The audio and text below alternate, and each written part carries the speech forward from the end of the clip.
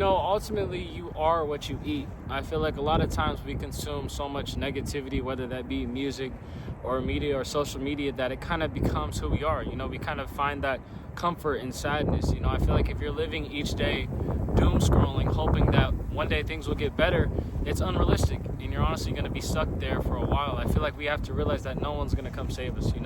I feel like it's definitely things we do on our own that will dictate our future. Everything depends on you. It's your story. No one else will see it a different way. And I feel like a lot of times if we want something we've never had, we've had to do something we've never did.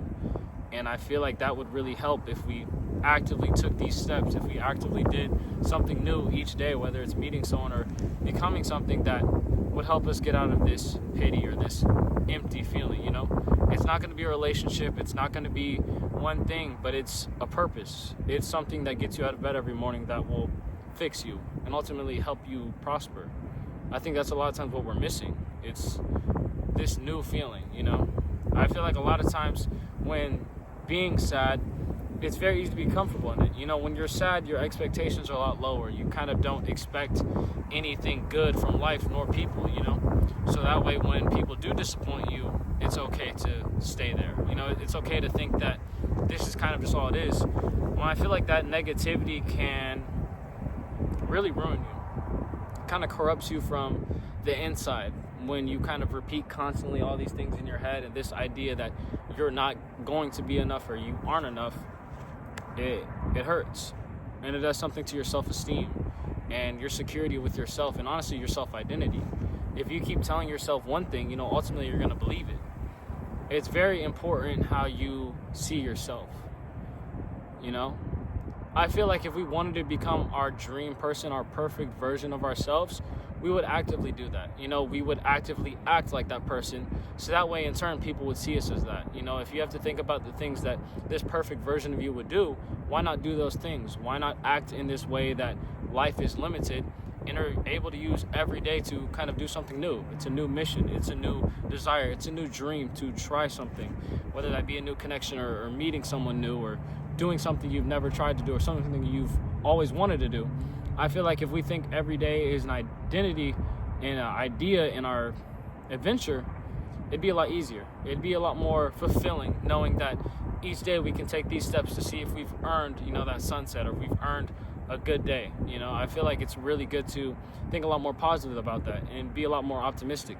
It's very easy to cope being pessimistic as realistic, but I think ultimately if we have this idea that bad things will happen, they'll happen. And if we move with the idea that good things can happen, we're open to all the opportunities in the world. That's really important.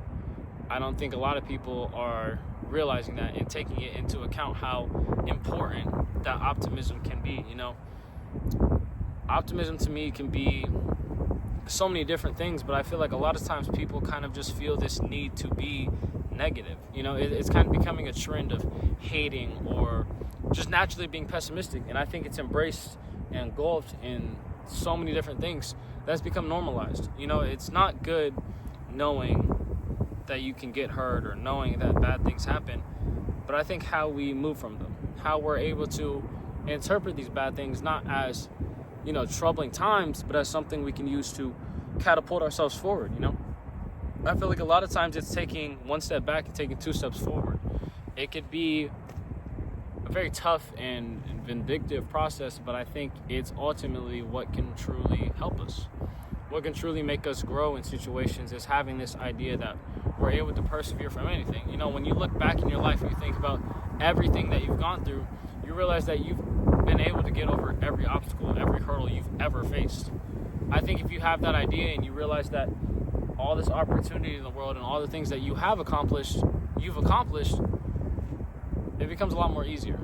You have a lot more confidence, when you think about it. I feel like a lot of times you can minimize and kind of be your own worst critic and have this idea that you'll never do these things or you only got to do this because of that. But I think you have to realize you were there. You've experienced this. You've been able to do these things and to have purpose with it. I think that purpose is truly what it means to live a fulfilling life. To me, living a fulfilling life isn't all the glamour. It's not a materialistic thing. to me, I think living life isn't something materialistic. I don't think it's buying as many cars or as many houses or wearing whatever clothes you want or buying this or buying that. I think it's purpose. I think it's having this self-identity. It's having this idea beyond yourself. It's being responsible for other people and being dependable by them. I feel like a lot of times my main goal in life isn't necessarily get rich, but as I got older, it was to be happy, to be respected, to be important, not only to myself, but to other people. I feel like if you pour in energy or time or whatever it may be into so many different people, and you're end of the day when you're gone and your funeral is full of all these people that can say you were a great person and say that you helped them, say that you did this, that's purpose. That's being fulfilled. That's living a life beyond yourself. And to me, I think that's what a lot of people don't realize. You don't have to go be a famous person or have this many followers or do that. It's what you do now. It's the things that you do for free, the things that you do in your selfless ways that are important. That's what it means to live with purpose, to live with a life, That's kind of just how it feels and kind of how it goes. But I think a lot of times we lose sight of that. And when we constantly consume these negative things, it's very hard to see that positive light. It's very hard to see in that light that we can be better, that we can, strive for more, or that we're able to do these things. But only if we stop consuming so much negativity. And I feel like negativity can come from beyond, the internet. I feel like the people you surround yourself definitely hold a part of that negativity, but I do feel like it's a lot easier when you isolate, when you realize that maturing out of people isn't necessarily a bad thing, but a good thing. Sometimes you just fall out and there's no beef, but it's important that we know that, I think a lot of times we don't realize how it goes. When you're maturing out of people, it's not always beef or something bad or something they did to you.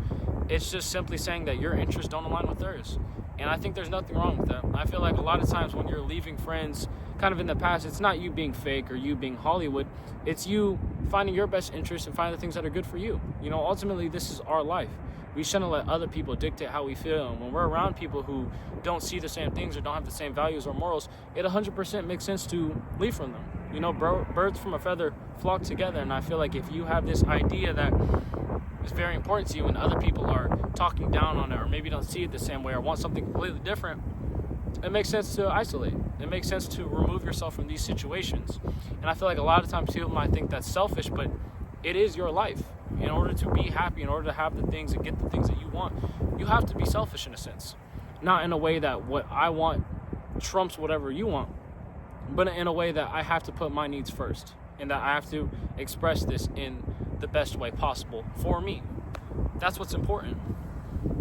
So when we are speaking on this negativity and all the things involved in your life, think more positively. Have more optimism. Have this idea that you can and you will strive. You will be able to do whatever you put your mind to. And I think that's what a lot of people aren't realizing.